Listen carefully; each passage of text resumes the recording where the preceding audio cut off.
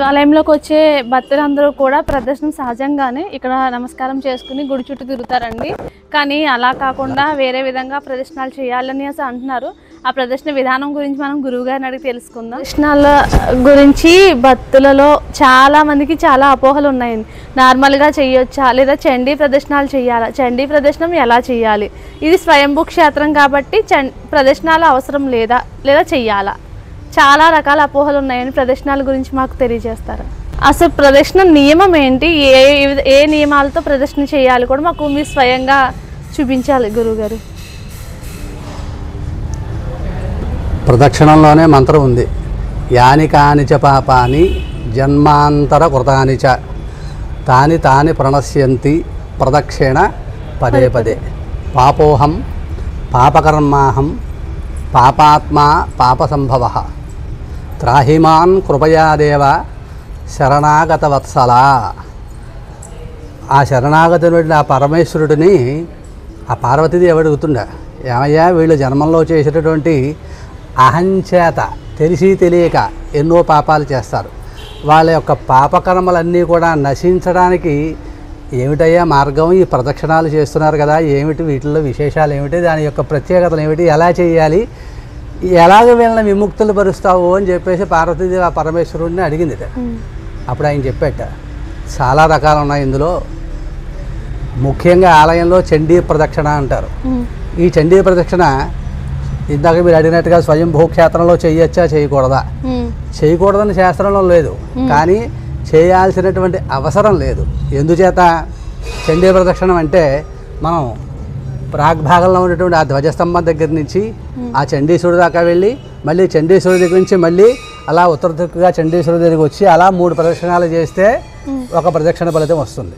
కానీ స్వయంభూ క్షేత్రంలో 1 చేసినా 3 చేసినా ఎన్ని చేసినా ఒకటే ఫలితం. అంటే ఇలా మామూలుగా ప్రదక్షిణాలు ధ్వజస్తంభం దగ్గర నుంచి ధ్వజస్తంభం దాకా చేసినా ఒకటే ఫలితం, చండీ ప్రదక్షిణ చేసినా ఒకటే ఫలితం చెప్పబడింది కనుక ఏది చేసినా కూడా దోషం లేదు, అది చేయకూడదని లేదు, ఇది చేయొచ్చు అని లేదు, ఏది చేసినా ఒకటే ఫలితం. అంచేత చండీ ప్రదక్షిణం స్వయంభూ క్షేత్రాలలో అవసరం లేదు అని మన వాళ్ళు నానుడిగా చెప్పేటువంటి ఇది తప్ప చేయకూడదని లేదు, చేసినా ఫలితమే, మామూలు ప్రదక్షిణ చేసినా ఫలితమే. కాకపోతే అలా చేసినా ఇలా చేసినా ఒకటే ఫలితం పరమేశ్వరుడు ఇస్తాడు అని చెప్పేసి ఆ పరమేశ్వరుడు పార్వతితో చెప్పేట. అయితే మరి ఆలయాల్లో చాలామంది కొన్ని చోట్ల 7 వారాలు 7 ప్రదక్షిణలు, అలాగే 11 వారాలు 11 ప్రదక్షిణలు అంటున్నారు.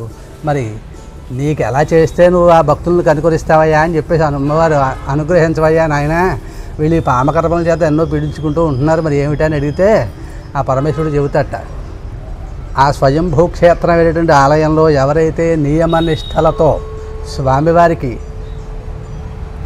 శిరస్సు మీద తలస్నానం చేసి గోదావరి నదీ తీరం కానీ అక్కడ ఉన్నటువంటి కోనేరులో కానీ లేకపోతే ఇంట్లో ఉన్నటువంటి ఒక బావిలో స్నానం చేసి శుభ్రంగా శుచిర్భూతుడై 11 మారేడు దళాలు స్వామివారిని నమస్కారం చేసుకుని ఆ 11 దళాలు కూడా ఈ దక్షిణ హస్తం వామహస్తంలో ధరించి స్వామివారికి ధ్వజస్తంభం దగ్గర నమస్కారం చేసుకుని ముందుగా ఇందాక నేను చెప్పినట్లుగా ఆగ్నేయ భాగంలో ఉన్నటువంటి ఆ గౌరీదేవిని పరమేశ్వరుని అనుగ్రహించిన మహానుభావ, నా యొక్క ఈ కర్మలన్నీ కూడా నశించి నా కోరికలన్నీ కూడా నెరవేరు స్వామి అని చెప్పేసి మనసులో అనుకుని ఎవరైతే ఆలయం చుట్టూ 11 ప్రదక్షిణాలు నమశివాయ పంచాక్షరి జపం చేస్తూ ఆ పరమేశ్వరుడి యొక్క నామాన్ని జపిస్తూ 42 రోజులు కనుక ఎవరైతే శివాలయంలో వాళ్ళు ప్రదక్షిణలు చేస్తారో వారి కోరికలన్నీ కూడా స్వామివారి తీర్చి ఆయన యొక్క సంపూర్ణమైనటువంటి అనుగ్రహాన్ని పొందుతారు అని చెప్పేసి పార్వతీదేవికి పరమేశ్వరుడు చెప్పినటువంటి విషయం అది.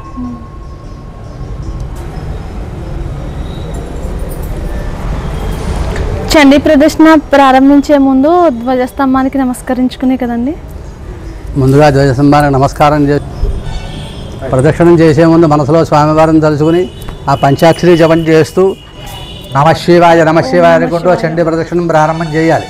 అయినా ఇందాక చెప్పాను, చండీ ప్రదక్షిణ చేసినా మామూలు ప్రదక్షిణ చేసినా ఒకటే ఫలితం. అయినా చండీ ప్రదక్షిణ యొక్క విధానం ఏ రకంగా చేయాలి అంటే ఆ ధ్వజస్తంభం దగ్గర నుంచి ఆ స్వామివారి యొక్క పంచాక్షరి నామం జపం చేస్తూ పక్కన ఉన్నటువంటి వినాయకుడి దక్షిణ భాగంలో వినాయకుడికి నమస్కారం చేసుకుని అలాగే ఉపాలయాలన్నీ కూడా నమస్కరిస్తూ స్వామివారి యొక్క అంటే మన మనస్సు ఆ స్వామివారి యొక్క నామజపం మీదే ధ్యానిస్తూ నమశివాయ అనుకుంటూ ఆ స్వామివారి యొక్క చండీ ప్రదక్షిణ మామూలు ప్రదక్షిణ కూడా ఇలా స్వామివారి ధ్వజస్తంభం దగ్గర నుంచి తూర్పుని ఉన్నటువంటి